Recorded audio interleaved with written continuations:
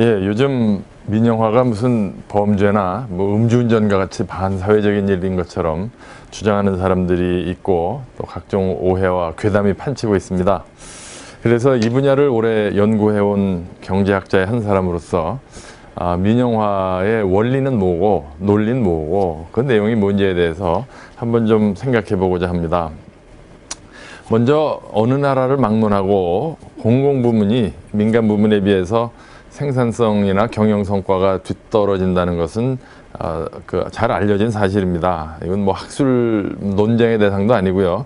이미 통계적으로 입증된 사실입니다. 그렇기 때문에 공공부문의 비중이 크거나 공기업의 비중이 큰 경제일수록 경쟁력이 떨어지고 생산성과 성장률이 떨어진다는 것은 잘 알려진 사실입니다. 대표적인 예가 동유럽의 헝가리나 폴란드나 이런 나라들이 시장 경제화하면서 제일 집중했던 것이 공공부문의 개혁이었고요. 중국도 그렇고요. 베트남도 그렇고요. 제가 가봐서 보니까 다들 그 나라의 정부는 공공부문, 공기업의 비효율 때문에 재정 부담이 커지고 경쟁력이 떨어지는 것에 대해서 많이 걱정들을 하고 있었습니다. 특히 이제 우리나라 같은 경우 다른 나라도 그렇지만 이 공기업 부문이 이 비중을 차지하고 있는 데가 주로 철도, 가스, 전기 뭐 이런 기반 시설입니다. 도로, 또 항만. 그래서 어떻게 보면 이제 인프라 산업이죠. 그러니까 이런 산업들이 다른 산업들의 기반이 되는 인프라, 기본 시설입니다. 그래서 이렇게 기본 시설이 효율화되지 않으면 그 기반 시설을 이용해서 경제 활동을 영위하는 다른 민간 기업들의 생산성도 떨어지게 되는 것이죠. 그래서 이 공공부문, 특히 인프라 부문의 공기업, 공공부문의 생산성을 높이거나 성과를 높이는 것은 나라 경제 전체를 위해서도 아주 중요한 과제가 되는 것이죠. 그러면 좀 이론적으로 왜 공공부문은 비효율적인가, 특히 공기업은 왜 비효율적인가, 이제 많은 논문과 연구가 나와 있습니다. 크게 두 가지로 나눠 설명합니다. 외부적인 요인이 있고 내부적인 요인이 있다. 그럼 내부적인 요인은 뭐냐? 무엇보다도 이 공공기관, 특히 공기업들은 그 기업의 목표가 뭔지가 모호합니다. 뭐 대체로 공익 이렇게 돼 있습니다. 공익, 철도든 전기든 도로든 뭐 수자원공사든. 민간 기업은 확실합니다. 손익계산서상의 당기순이익을 극대화하는 게 목표죠. 그러니까 잘잘못이 잘 가려지는데 이 공기업들은 이윤을 추구하면 또 안 되는 것처럼 돼 있기도 합니다. 예를 들어서 한전이 이익을 많이 냈다 그러면 좋아하겠습니까?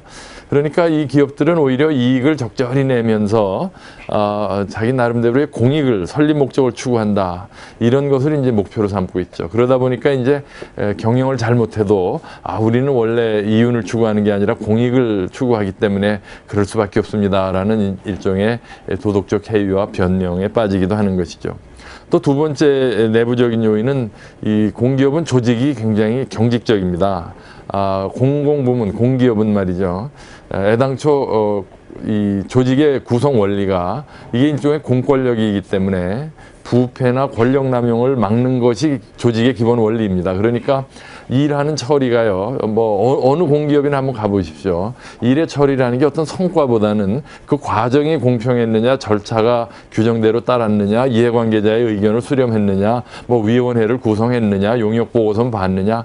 대체로 뭐 국정감사나 감사원 감사도 보면 그 절차나 과정을 따집니다. 일을 제대로 했느냐 하는 것은 별로 중요하지가 않아요. 이에 반해서 민간 기업들은 과정 절차도 중요하지만 성과가 나지 않으면 어떤 과정이나 절차도 무의미한 것이죠. 그래서 삼성전자든 현대자동차든 포스코든 항상 성과, 고객이 만족했느냐, 원하는 목표를 달성했느냐를 보지 과정 절차는 사실은 그렇게 중요하지가 않죠. 그러니까 당연히 이제 조직의 운영이 경직적이 될 수밖에 없고요. 또 세 번째 내부 요인으로서는 경영진의 비전문성입니다. 뭐 낙하산 논쟁은 이미 오래된 얘기고요. 전직 관료나 정치인들이 이 전문성과 무관하게 낙하산으로 임명되고, 더군다나 이 공기업들을 보면 아무리 열심히 일한 사장이 와도요, 정권이 바뀌거나 아니면은 정치인과 어떤 권력과 연결이 없으면 아무리 성과가 나도 연임이 안 되거나 또는 아무리 성과를 많이 내도 보수가 뭐 올라가지도 않습니다. 그러다 보니까 경영진이 비전문적이고 인센티브가 약하고 그런 것이 이제 공기업의 공통적인 속성으로 나타나는 비효율의 원인입니다. 그 다음에 이제 공기업이 왜 또 비효율적인가에 대한 외부적인 변수도 못지않게 중요합니다. 우선 가장 중요한 이유는 아무리 적자가 나도 망하지 않는다는 사실에 있습니다. 뭐 철도 코레일도 그렇고요, 한전도 그렇고요, 뭐 LH 공사도 그렇고요. 그러니까 아무리 적자가 나도 망하지 않는다는 믿음이 있으면 사장이나 신입사원이나 뭐 겁나는 게 어디 있겠습니까? 사람이 죽지 않는다는 믿음이 생기면 건강 개념이 없어집니다. 기업이나 조직도요, 망하지 않는다는 그 믿음이 생기면 무슨 건강 관리할 이유가 없습니다. 사실 석탄공사가 적자가 난 지가 벌써 몇십 년인데도요, 아직도 파고 있어요. 그러니까 이것은 공기업이기 때문에 가능한 일입니다. 물론 그 적자는 다 국민 세금으로 메워주고 있죠. 그 다음에 이제 또 공기업의 공통된 특징 중에 하나는 이 정치적 영향에 노출이 돼 있다는 겁니다. 우리나라의 법에 의해서 공공기관 관리법에 의해서 감사원 감사를 받아야 됩니다. 그리고 국정감사를 받아야 됩니다. 그리고 툭 하면은 경영평가다, 무슨 본부감사다 해서 공무원과 정치인들의 요구와 압력과 감시에 노출이 됩니다. 그러니까 경영 의사결정이 무슨 효율이나 합리보다는 무슨 유력한 정치인의 뭐 지역구에다가 철도 역사를 하나 놓는다든지 또는 고속도로를 만들 때 IC를 어디다 둔다든지 또는 무슨 제조창 하나를 만들 때 어디다 두는 것이 요당 국정감사 때 유리하냐 이런 식의 정치적 판단을 하게 됩니다. 이게 우리가 삼성전자나 현대차가 이런 고려를 한다고 생각하십니까? 그렇기 때문에 이렇게 정치적 영향에 노출된 조직들은 항상 이익 집단이나 또는 지역 안배나 이렇게 효율과 무관한 일에 신경을 쓰다 보니까 당연히 성과가 떨어지죠. 그 다음에 또 당연하다고 생각하실지 모르겠지만 공기업들은 주무부처라는 게 있습니다. 도로공사는 건설교통부고요. 또 무슨 뭐 철도공사는 국토교통부고요. 뭐 이렇게 주무부서들이 있는데 이 주무부서들이 또 그 산하기관 국영기업을 그냥 놔두겠습니까? 매번 지시하고 통제하고 뭐 전화로 이렇게 해라 저렇게 해라. 요번에 무슨 어디다 뭐 댐을 짓는데 예산이 부족하니 니네 저 회사채 발행해가지고 조달하자. 그래서 늘어난 게 LH공사의 수조 원대 그 부채 아닙니까? 수자원공사도 그렇고요. 그러니까 이렇게 정부가 이제 시시콜콜 간섭하고 사람 뽑는 것부터 조직 개편하는 것까지 다 장차관의 허락을 받아야 되고 이러다 보니까 이게 경영을 잘못해도요 사장 책임이 아닌 거예요.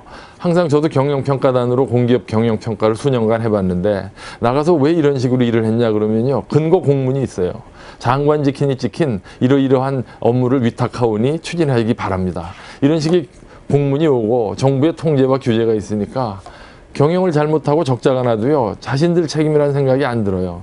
지금도 코레일 파업에서 주장하는 게 뭡니까? 자기네가 적자가 누적된 게 자기 잘못이냐 이거예요. 정부에서 시키는 대로 했다 이거죠. 그러니까 항상 이렇게 책임 소재가 모호해지고 그래서 이제 저희 같은 전문가가 간섭하지 말고 책임 경영을 하고 결과에 대해서만 책임을 물어라 그래가지고 실제로 한번 김대중 정부 때 그렇게 하려고 그런 적도 있었어요. 그랬더니 정작 걱정하고 반대한 사람들이 누구냐면요. 정부 부처 공무원들이 아니라 공기업 임직원들이었어요.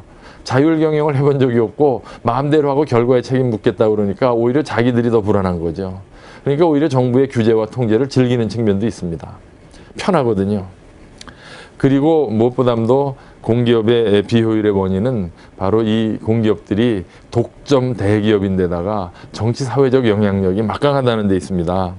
그러니까 어느 분야든지 그게 토목이든지 수자원이든 전기든 에너지든 가스든 철도든 그 분야를 둘러싼 전문가 집단과 노조와 학회와 또 전문 언론기관들과 이게 아주 철의 그 삼각편대를 이루고 있습니다. 그래서 이 기득권을 흔들려는 어떠한 시도도 그 관련 이해관계자, 노조, 그리고 또 그 공기업과 관련 맺고 있는 지역과 거기를 대표하는 국회의원들 정치권, 여기에는 여야 진보가 없습니다. 그러니까 이 공기업들이 막강한 사회적 네트워크와 영향력을 이용해서 스스로 변하기를 거부하는 거죠. 그러니까 공룡이 된 거예요.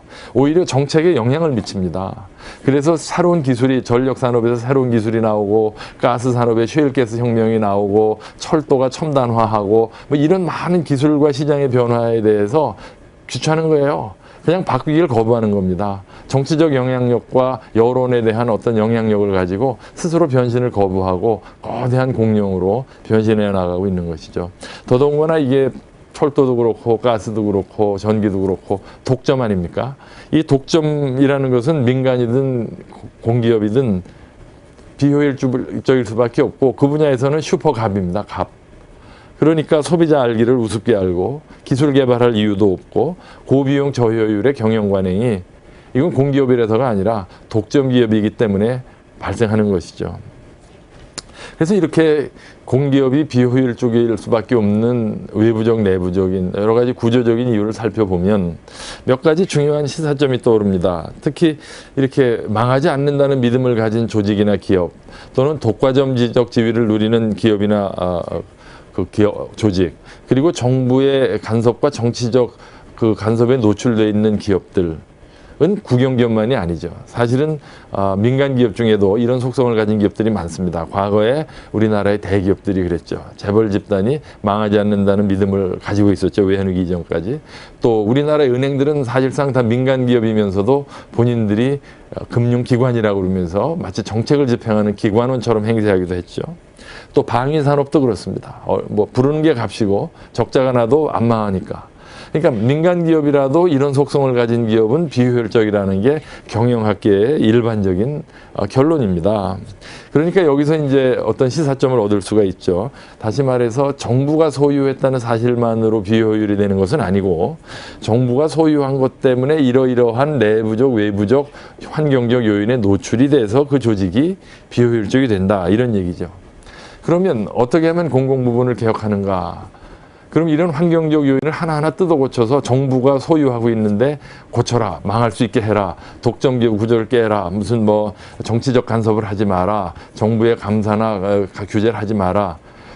우리나라의 법제도가요, 정부가 단돈 100원이라도 공적 자금을 투입한 조직이나 기관에 대해서는 정부가 관여할 수 있도록 법적으로 보장이 되어 있습니다. 그러니까 어느 대통령이, 어느 장관이 정부의, 국민의 세금이 들어가 있는 기관을 나 몰라라 할 수 있겠습니까? 그래서 바로 공기업의 구조적인, 외부적인, 내부적인 이 비효율의 원인을 근본적으로 해결하는 일종의 묘방은, 일단 정부가 손을 떼라.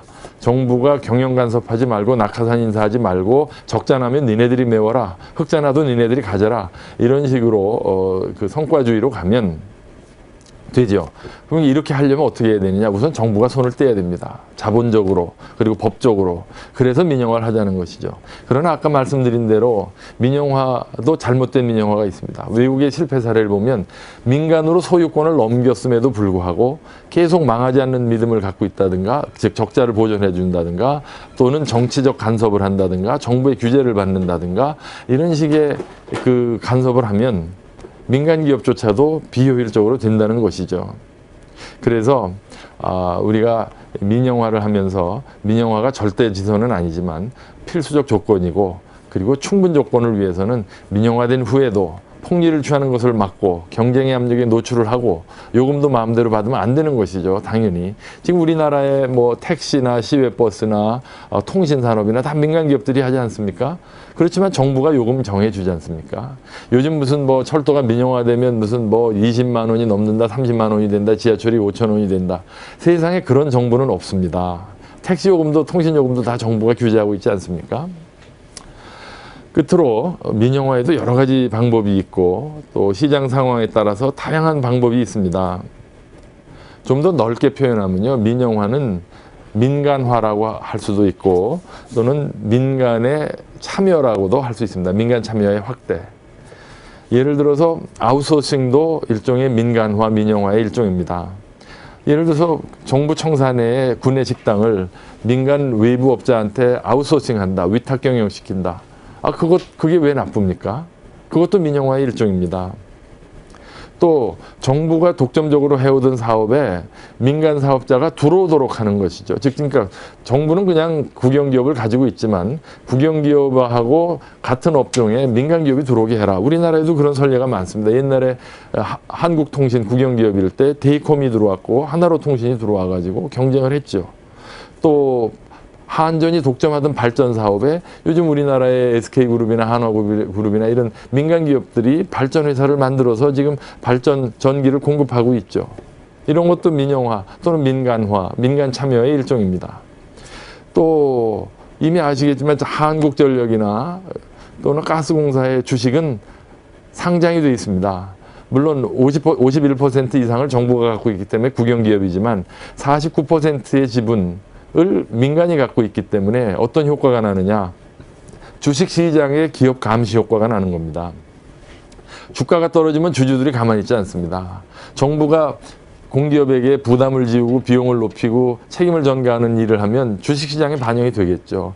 그럼 바로 주식시장과 금융시장의 기업 감시 효과가 바로 드러나는 겁니다. 그렇기 때문에 정부의 전횡이라든가 무책임한 간섭이라든가가 많이 억제가 되겠죠. 그래서 이렇게 정부가 소유권을 갖더라도 민간에게 지분의 일부를 매각함으로써 주식시장과 금융시장의 기업 감시 기능을 활용하는 것도 굉장히 훌륭한 방법의 민영화고 민간화고 민간 참여의 확대라고 할 수 있습니다. 이 민영화, 국영기업이 왜 비효율적이냐? 사실 거기에 계신 근로자나 임직원들한테는 참 미안한 얘기입니다. 거기 있는 사람의 문제가 아닙니다. 이렇게 얘기하는 저도 국영기업의 임원이나 근로자가 되면 그 사람들보다 더 잘할 자신이 없어요. 이거는 시스템의 문제고 구조적인 문제지 무능하고 이기적인 사람 때문에 생긴 문제가 아닙니다. 그래서 이제는 그 철도 산업이든 가스 산업이든 전기 산업이든 국영기업들을 구조적으로 개편을 해서 그 사람들이 열심히 일하는 만큼 성과를 내고 그런 보상을 받게 해주자, 이런 것입니다. 오히려 지금 국영기업을 민간에게 매각하면 국민의 재산을 재벌이나 외국 기업이나 소수의 부자들에게 넘기는 거 아니냐라는 괴담을 퍼뜨리고 있는데 한번 현상을 잘 보십시오. 오히려 지금 진행되는 현상은 국민의 재산인 이 국영기업들을 정치인과 관료들이 마음대로 자리 만들기에 쓰고 노조들의 철밥통으로 수천억의 국민 세금으로 그들만의 파티를 하고 있는 거 아닙니까? 오히려 온 국민의 99%는 민간인입니다. 그러니까 이 국민의 재산을 민간에게 돌려준다는 것이야말로 주인을 찾아준다는 것이고 우리의 일부가 되도록 하는 것이고 그들만의 노조와 그리고 관료와 정치인들만의 신의 직장을 만들어서 국민의 세금으로 즐기는 그 파티를 끝내는 의미가 있는 것이 민영화라고 할 수도 있는 것입니다. 그래서 이 공익은 공조직, 공기업만이 보호할 수 있다. 민간이 하면 공익은 훼손된다라는 것은 미신입니다. 우리나라에도 교육, 의료, 에너지 또는 운수, 교통 분야에서 민간 기업이 정부의 규제와 정책 속에서 얼마든지 공공조직보다 더 효율적으로 그리고 이익을 내면서 좋은 서비스를 싸게 공급하는 사례는 무수히 많습니다. 이 민영화야말로 정치인과 관료 그리고 노조들이 차고 앉아서 그들만의 잔치를 벌리는 이런 것을 끝내는 그리고 국민의 품으로 국민의 재산을 돌리는 그러한 조치가 될 것이라고 생각을 합니다.